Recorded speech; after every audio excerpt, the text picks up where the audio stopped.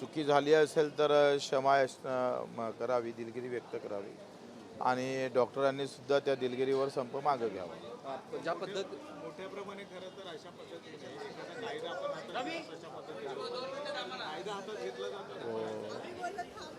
Top angle अरे ते किती अडवते यार.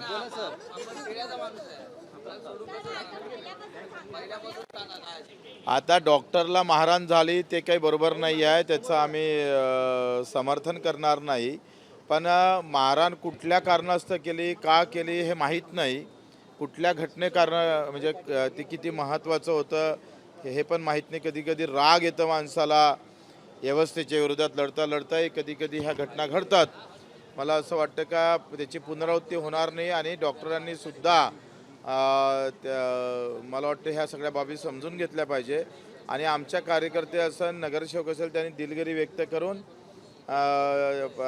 प्रशासन जे काही आज संपावर गेले डॉक्टर लोक, तो संप मागं कसा होईल याचा प्रयत्न केला पाहिजे. ग्रामीण भागांमध्ये खरंच सगळ्या रुग्णालयांमध्ये अशी परिस्थिती आहे का की तिथले कर्मचारी डॉक्टर हे अत्यंत वाईट वागणूक देतात तिथे? बिलकुल नाही, सगळे डॉक्टर वाईट नाही आहे, पण व्यवस्था सिस्टीमच बेकार आहे.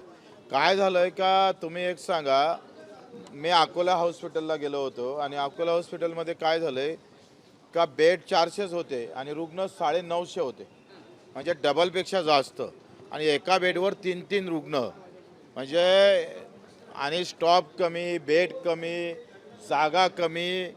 75व्या वर्षामध्ये आम्ही चांगल्या पद्धतीचे हॉस्पिटल देऊ शकलो नाही, हे मोठी खंत आहे. म्हणजे आम्ही काय चांगलं दिलं पाहिजे होतं, तर शिक्षण चांगलं द्यायला पाहिजे होतं, आरोग्य चांगलं द्यायला पाहिजे होतं, आणि त्या महत्त्वाच्याच गोष्टी होऊ शकल्या नाही. हे दुर्दैव आहे. सत्ताधारी पक्षातील आमदार आहेत, त्या स्वतः शेतकऱ्यांच्या न्याय हक्कासाठी नाशिकच्या रिंग रोडमध्ये ज्यांच्या जमिनी गेल्या आहेत त्यांना योग्य मोबदला द्यावा यासाठी आंदोलनाला बसले.